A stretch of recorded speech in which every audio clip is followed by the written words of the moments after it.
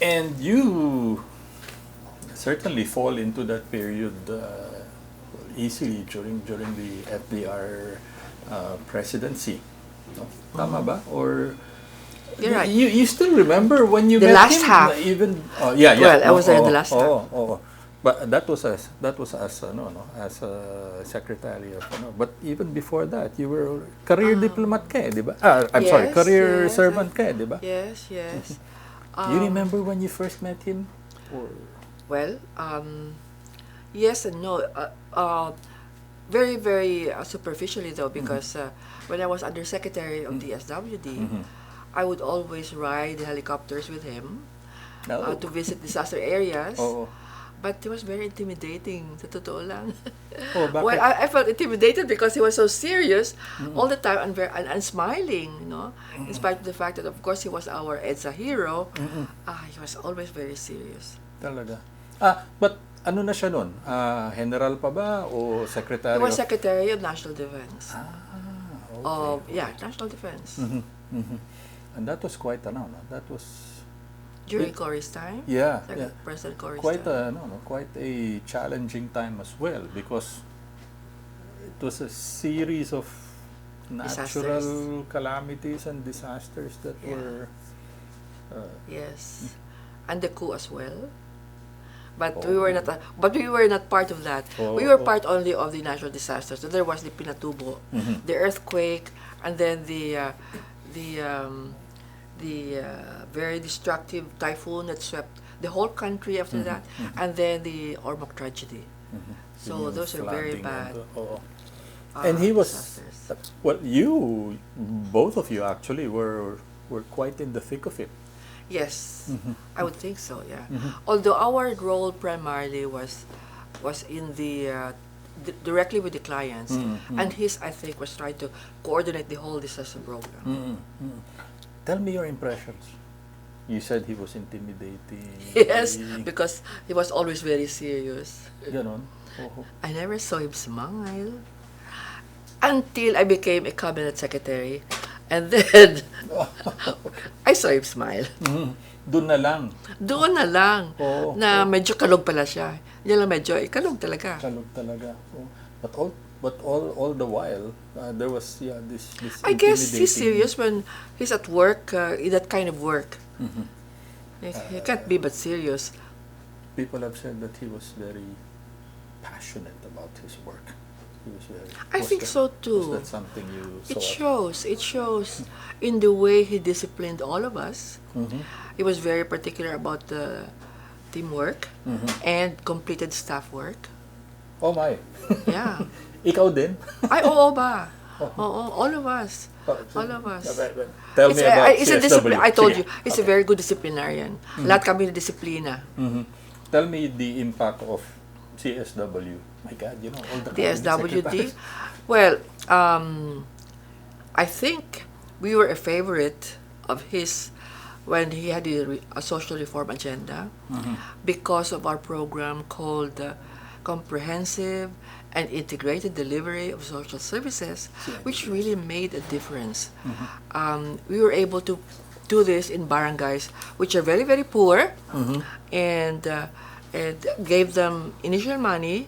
I think after doing this project for 3 years with him, we figured that it probably took about 500 for the first year to help a barangay, a very, very poor barangay. 500. A year, grow up. And then the second year, 250, down to 250.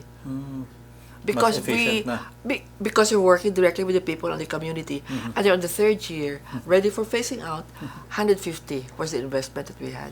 150 1,000. 1,000? Talaga? 150,000 lang. Oh, okay. Projects lang yan. At that time, 500,000 was quite a lot. Yeah. And then the second year for 350, that's still a lot of money at that time. So we're very happy when our budget was, we're only talking about millions at that time, but as budget of the SWD.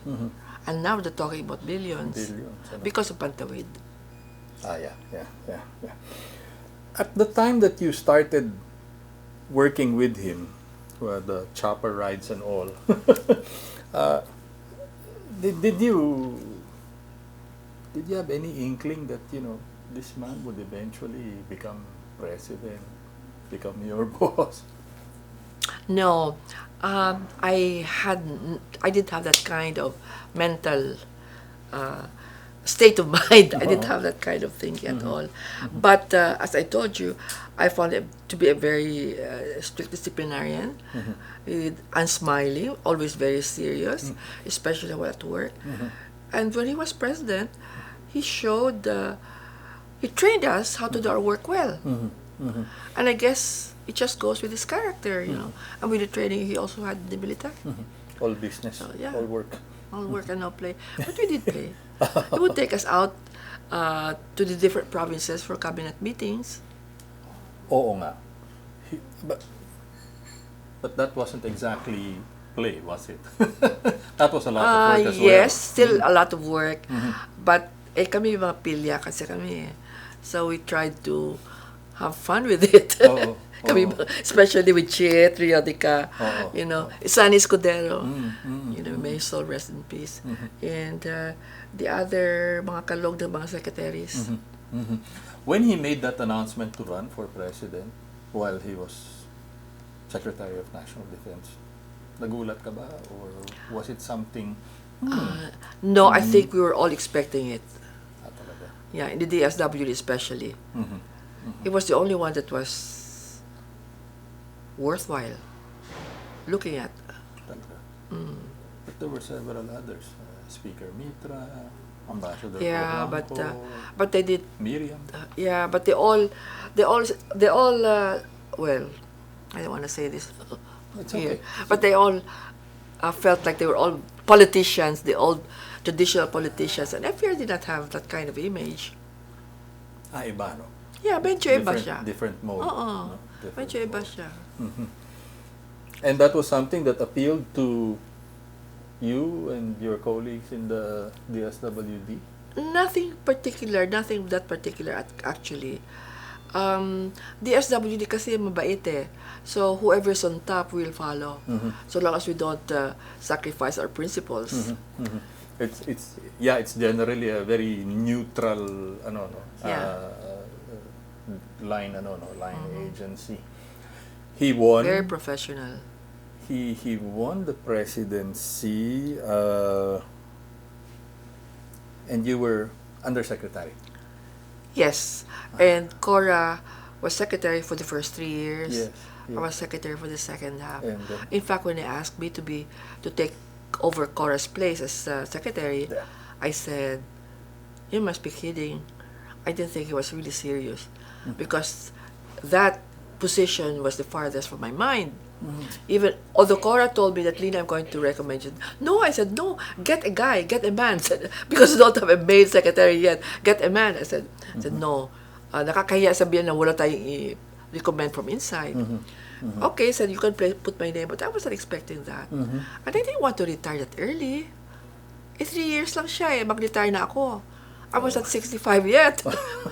I was only 55 at that time. So I was not ready to retire either. I like my work. But you did get the job. Yeah. Yeah. Were there any specific instructions, any specific No. guidelines from No, FVR? he just let us do what we have to do. He gave us the freedom. And one thing I appreciate that guy is that he was interested in what we were doing. Why so? Well, how did he show it? Well, he would ask questions, and he would listen when we tell him what we're doing.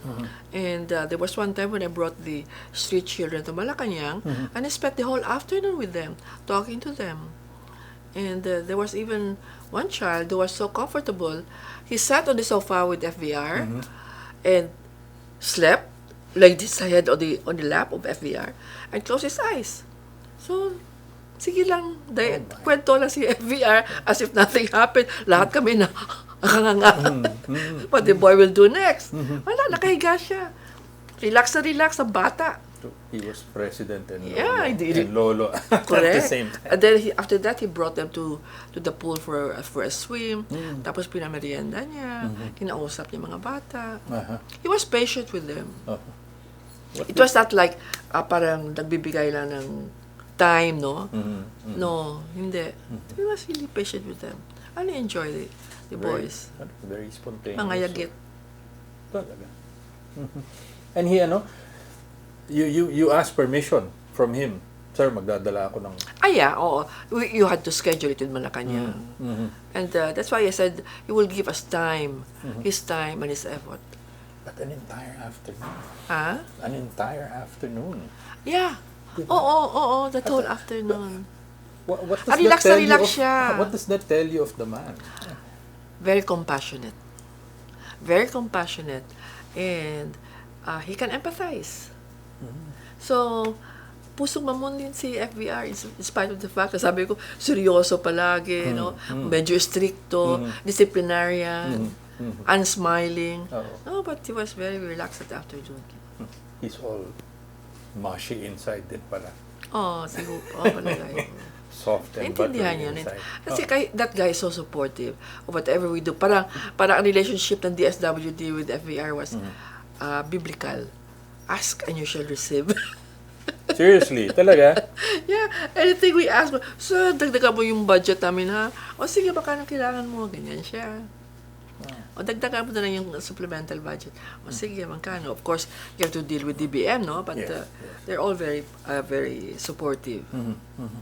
I guess he also, I guess that was also a recognition of The work the we were front doing. line. Yeah.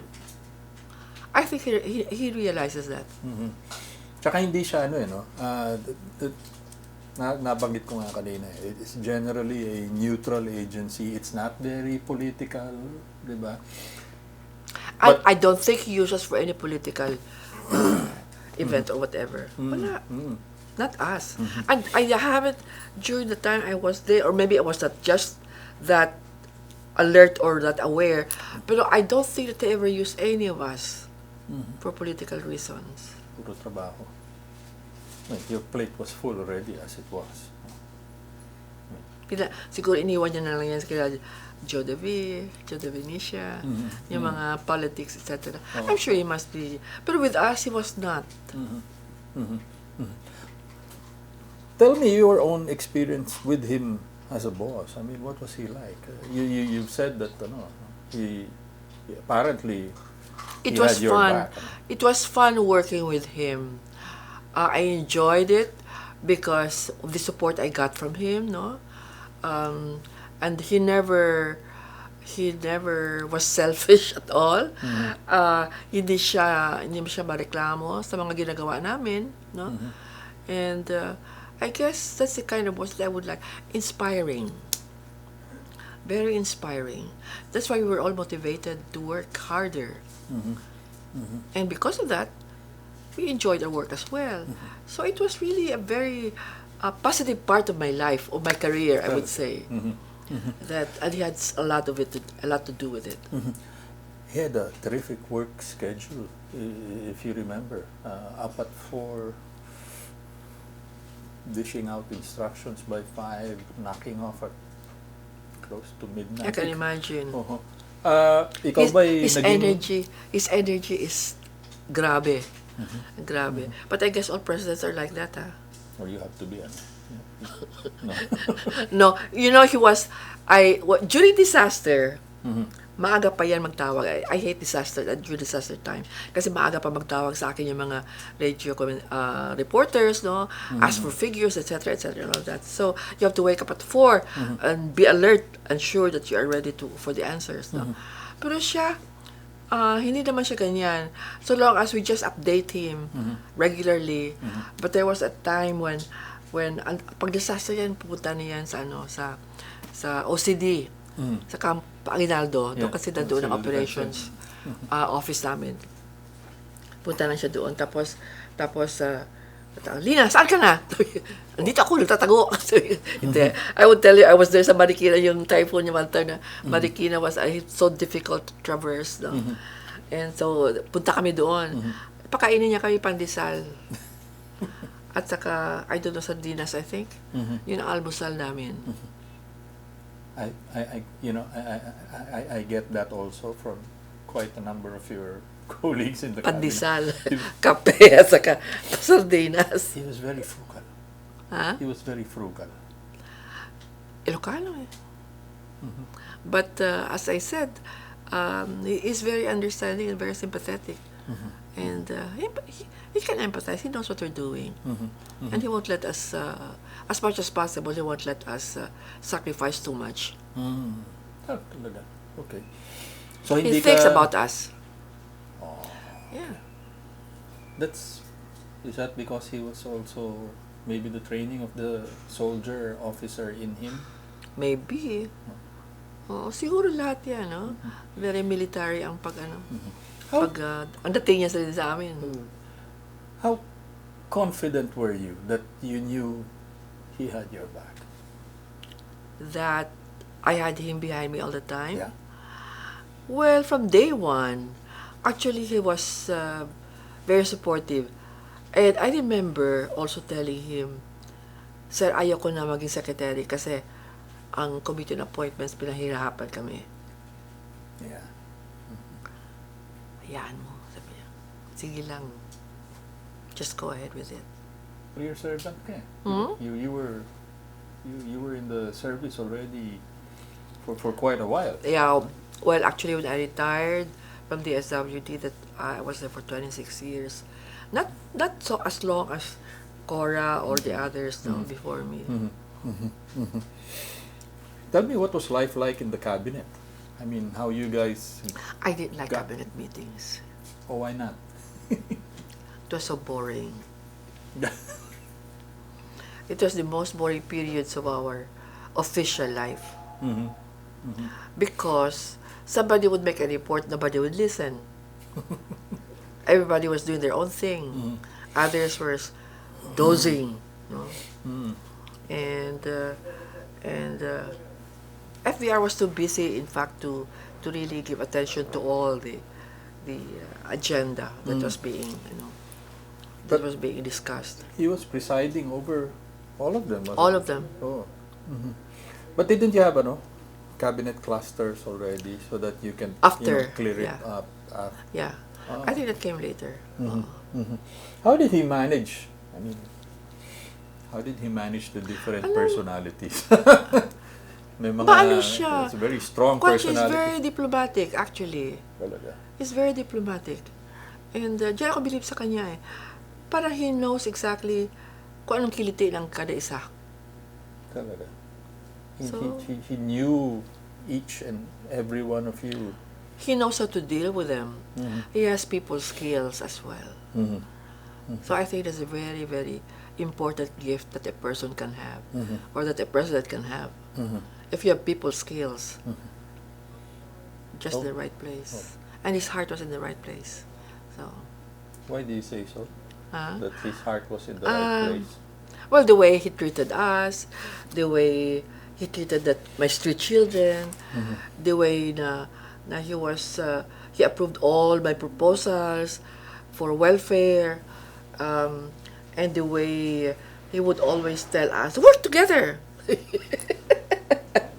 Work together, sabi sa ibang cabinet members. Kasi syempre, kanya-kanyahan kami, di ba? Oo, oo. And especially for the other cabinet members who have their own priority projects, work together. It was talking about convergence, where we should be able to make more impact if our services, appropriate services, are in one place, no?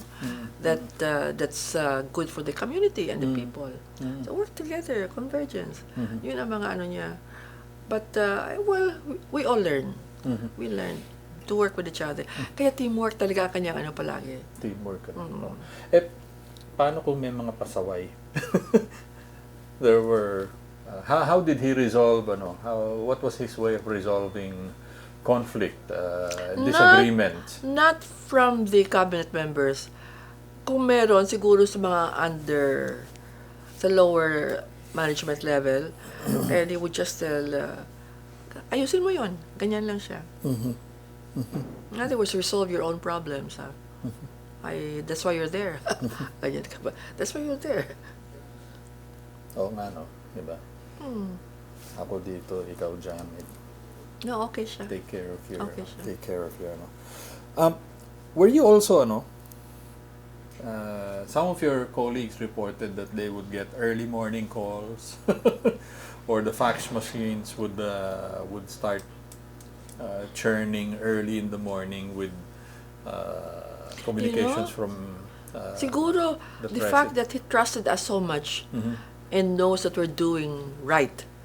I haven't had any early calls from him, Wow. even at the midst of disaster. Talaga. Wala. I don't know about Cora, Mhm. but with me, when wala. Kasi during my time, tapos ang disaster.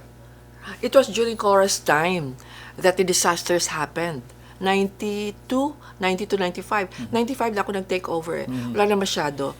But from 90 to 95, marami. Ako ang nakasalang dyan as Undersecretary ng DSWD. So medyo na-resolve na. Kaya hindi na. And I guess you already found your groove on how to Yeah. manage these things, which Yeah, is why he seemed to be Yeah. content. And I guess that's also a sign that he trusted us. Yeah. So that he knows that we're doing well. And I think that's a compliment. Okay. Let me get to what I asked you earlier. Share with us the close calls. Meron ba mga close Wala. call? Wala. Swerte ka, ma'am. Why Yeah, is that? I guess. Wala. Nothing at all. Mhm. Pero ang isa lang na, hindi na close call ito, pero reklamo ko ito kay FVR at that time. Sabi ko sa kanya, sir, pwede ba? Pag may project tayo sa labas, we have to ride the helicopters. No? Yeah. Pwede ba you allow us naman our helicopter to park near the project site? Kasi palagi kami naghahabol. You know, he would be there with his people, doon malapit sa project. Kami sa likod, tatakbo to catch up with him. Eh si Dion de la Serna, kasama ko palagi sa helicopter yan. Humihinga si Dion, hawa rin, ako. sabi ko, pwede ba? Sabi ko, tingnan mo si Dion one time kasi andun na siya nakaupo, kakatawa sa itaas kuminsan after the project site, after the project site visit, andun na siya sa itaas, nakaupo na siya sa kanyang tabako. 2000? Di ba? Philippines 2000 yung niya di ba? Yung programa niya, overriding program niya. Where did the social welfare component fit into that vision? Is that the reason why I called us Tiger? Tiger Lina, Tiger Shell, Tiger Cora, ganyan kami lahat, puro mga tiger.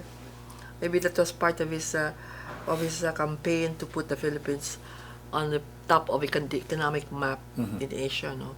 Maybe, but well, sa DSWD, I think still part of the program on poverty alleviation, the social reform agenda.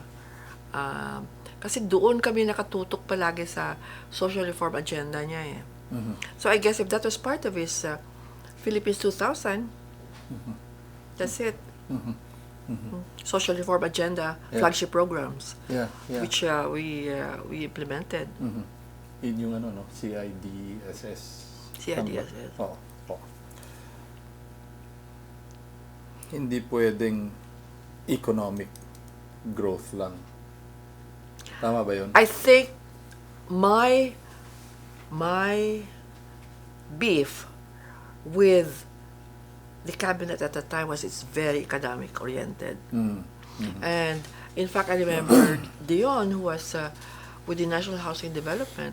I remember that they were developing the housing for the poor. And I was complaining, Dion, those are pigeonholes.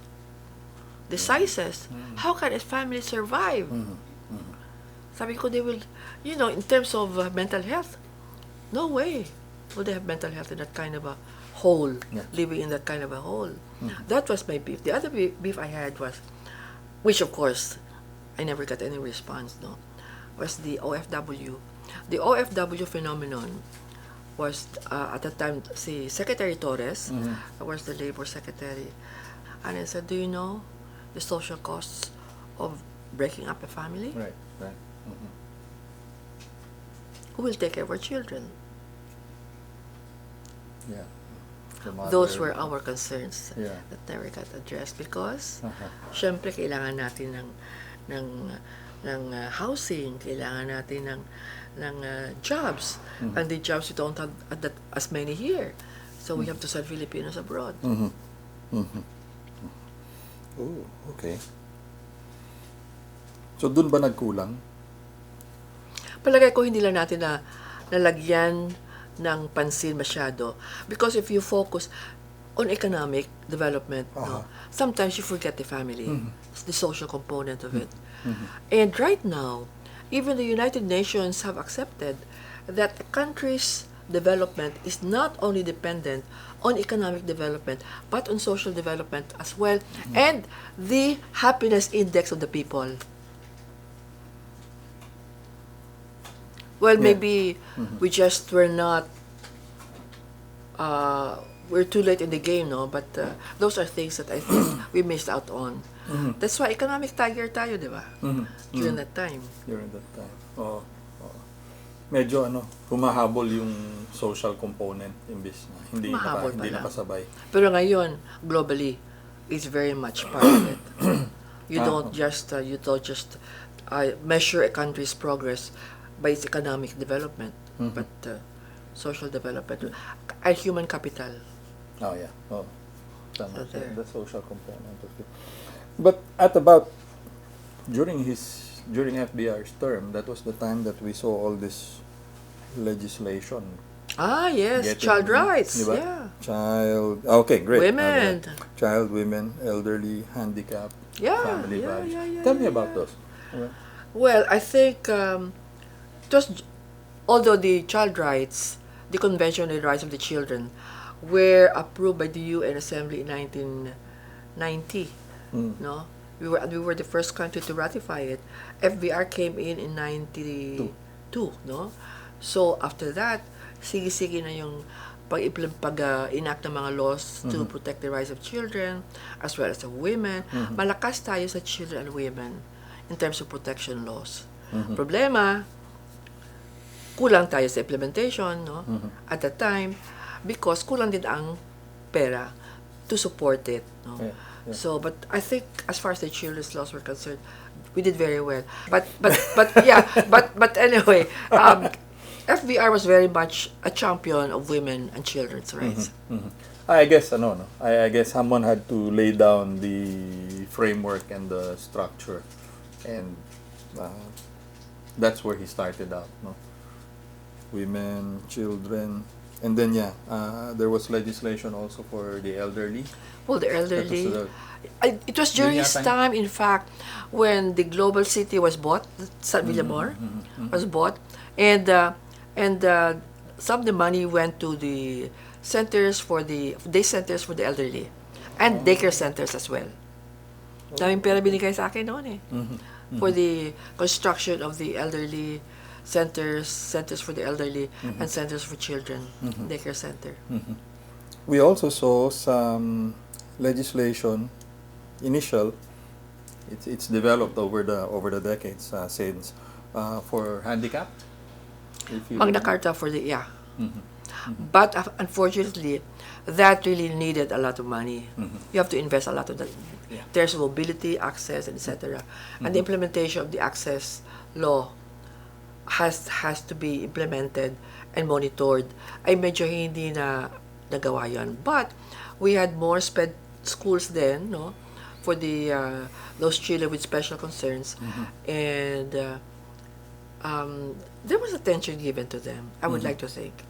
Unlike before, when you have to fight your way in and be heard.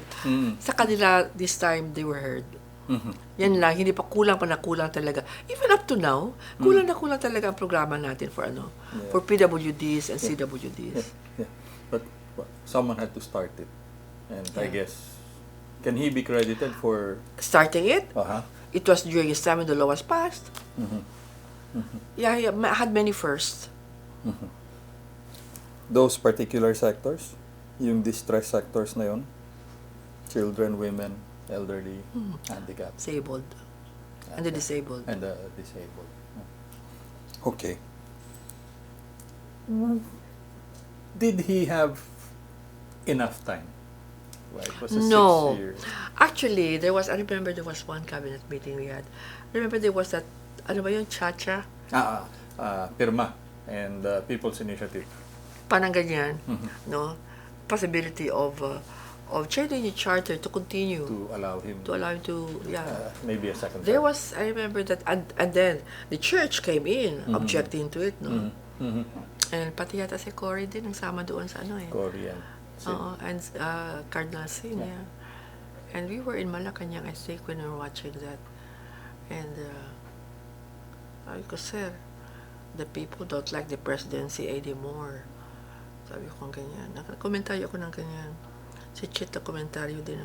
Sabi niya, it's the medium or it's the message. Mas sinabi si Chit na ganyan. Pero kami dalawa ang komentaryo doon. Sabi, tapang-tapang namin komentaryo sa ganyan. Nakikinig lang siya. Talaga. But we were watching the television at that time. With Joel Monte. What was your sense of FBR's mind? Was he supportive of it? He was supportive of the initiative. I think he wanted to continue his term, no. And I would have wanted it too, no. I think kami lahat would have wanted it too, him to continue. But we were also thinking about the people, because at that time, if you remember, the people's initiatives, no, their assertiveness, the empowerment of the people was very strong. So medyo may mga traces pa yan from the EDSA revolution. So posible na baka maano siya ulit, no? So we didn't want him to go through that lang. And well, some have said that it might also tarnish his his legacy, ano? I mean, broke away from Marcos. It was also too close to the experience, the people's experience, to the martial law period na hindi natanggap Maybe, yung... yeah. Maybe you're right there. Was there any effort also during his presidency, ma'am, for you to link up with your counterparts in the region? Yung CORD? Regional associations. Yeah. Yung mga CORD. We had CORD assignments, so yung coordinative, as a coordinator of all national efforts in the region. Region 6 syempre ang ano ko. May assignment dahil Ilongga ko, no. Ikaw ang naging CORD for ano? Region 6. Yeah. Oh, okay.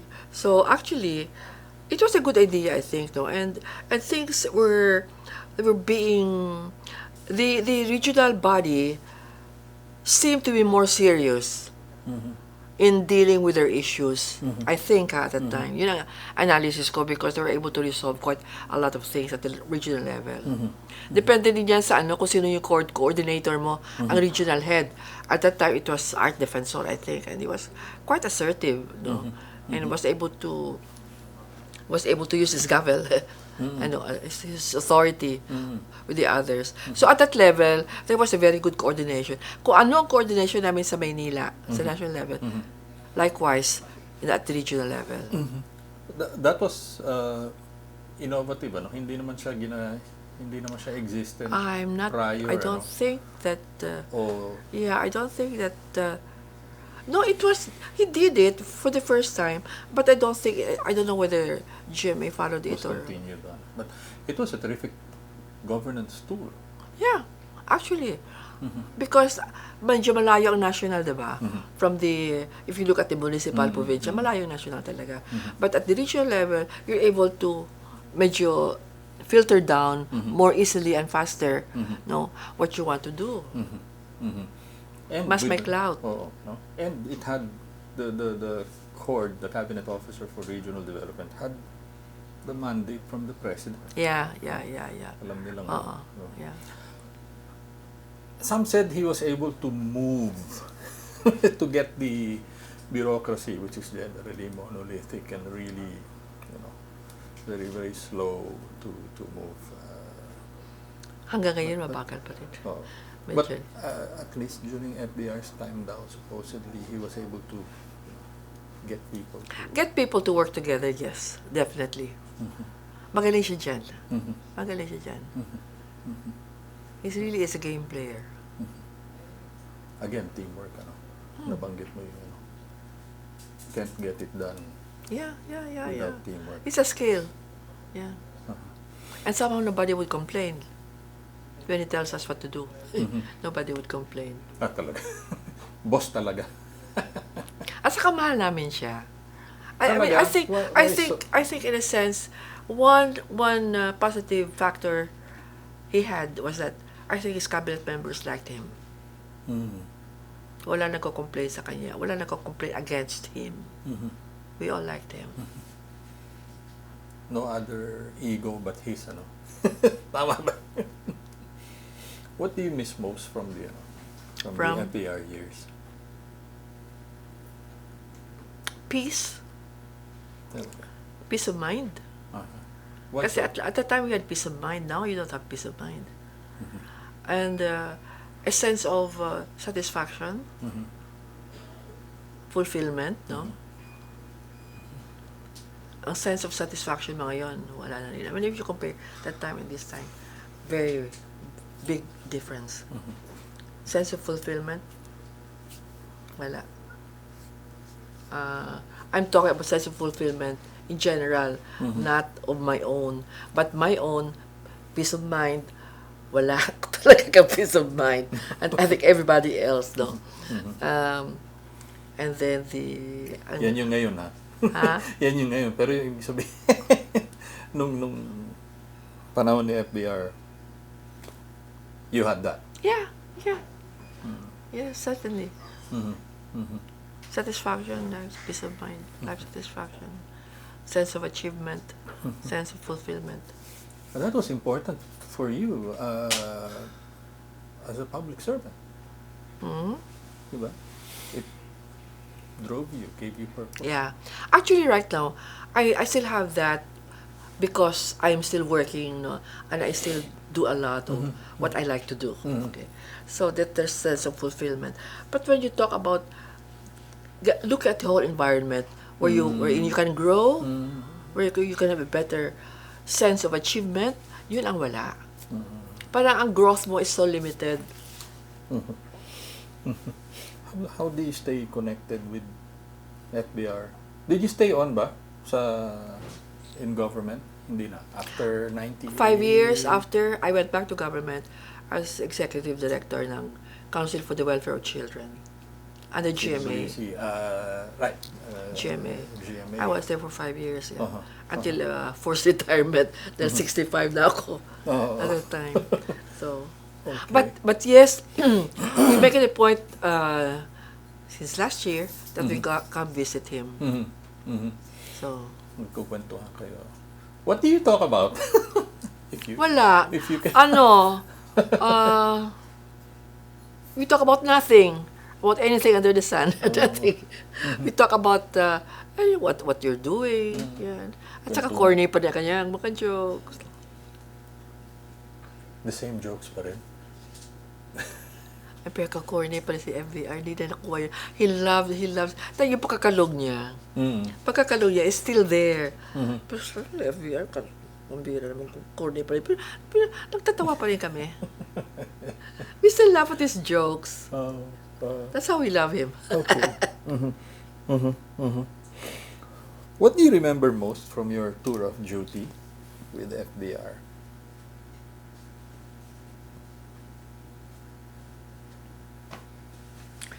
What do I remember most? Dami nga eh. Ang isa na talaga na I felt very fulfilled with was our program sa SIDS, because I felt that we really made a lot of difference to the people during his time. And that was also because of his push for poverty alleviation and his social reform agenda. And to make sure that money is available. So we that was a very successful program. And I think malaki ang hugot niya doon. Ang laking bagay na na pinondohan, hindi lang.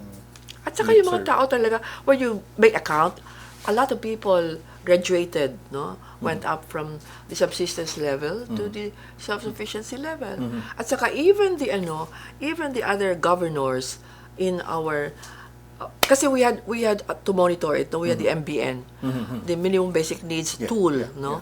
Which we asked all LGUs to implement. Mhm. And they were saying, in fact, even during GMA's time, no, that they were still using that, and it really helped them monitor the poor people in their localities. Mm. So, and it has helped. Mhm. So, yun. Yeah, tell me that. Hmm? Yeah, there were out of town cabinet meetings, and then there were. Department, he would hold cabinet meetings in a particular department. Ang host, as host. Mhm. Like he would come to DSWD. Yeah. Kami ang host, and he would hold the pero regular pa rin yung cabinet meeting. Mhm. Mhm. Parang ano, no? I mean, he was Also trying to know a little bit more the Mhm. department itself. Kaya sabi Yeah. ko sa iyo, marunong talaga. Mhm.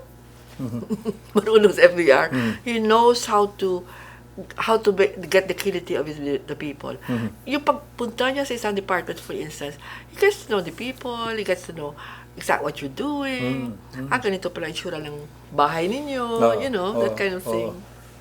Yeah, and yeah, no, it becomes an opportunity for the department as well to Sure. no, or take advantage of no. May mga special syempre, points.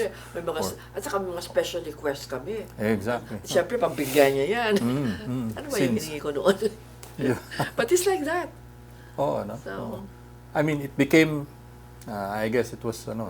Again, it was a management governance tool that he was no taking advantage of. yeah, siguro. That guy reads a lot. He must be reading a lot. Talagang reader yan. Kasi his reading gives him a lot of information which applies to us. Especially siguro yung mga management readings niya. At saka minsan nakukwento yan eh. But he doesn't say, do you know that I just read a book? It's not like that. He just makes stories and tells us outright what he wants. And then the out of town meetings, I guess, brought Malacanang closer. To the people, yeah. Made them again a sense of Tapos yung mga import. pakulo niya na, like when we went to Boracay, we had a out of town cabinet meeting sa Aklan. So we went to Boracay. At that time sabi nila yung the E. coli ba? E. coli ba? E. coli. E. coli na is very high in Boracay. At that time 90s yun. Ngayon sinarado na nila. Oo nga. He swam to make sure to tell the people that it's not that bad. Here I am swimming from the shore to the boat where we had yung pakulo talaga. Oo. By example, it's not just saying it's safe. I mean, Yeah. he took a Show he them. took a dip. Ganyan siya. Show them. Okay. The other thing I want to ask is, meron ka bang most memorable moment?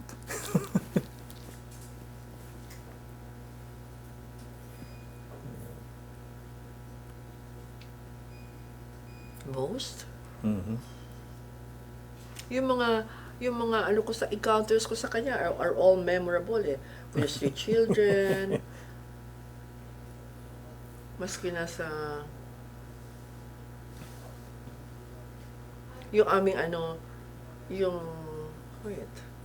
wala na siya. Well, we used to have the child-friendly municipality sa Malacanang, and he would be the one to give the awards. Yun. Maano talaga siya. Ang dami kasi, it's not just one instance, but many that I mentioned a while ago. That they all add up. Yeah. Okay. 3 years of memorable time with FVR. Oh, di ba? Oh, diba? Secretary. 3 years. As secretary. I generally ask my last question is, what to your view is his greatest legacy as president? What do I? To your view, is his greatest legacy as president? If you compare it with the other presidents that we had, I think he's still he's the Camelot type of president that it's during his time. It's like it was like a Camelot. It was a beautiful time for I think for Filipinos that time compared with what we had in these last several years, last 2 decades. What stands out in from his period that sets it Makes apart. it apart. Mm-hmm. He gave us peace. He made us proud of being a Filipino, Mhm. first of all. Mhm. He made us proud of what we're working for Mhm. as a government servant. Mhm. Um, he gave us back our dignity, Mhm. and he taught us a lot about how to make our country great again. Mhm. But I think the best thing that he gave us always being that we were all proud of being Filipinos during his time. Thank you very much. Okay. Maraming salamat.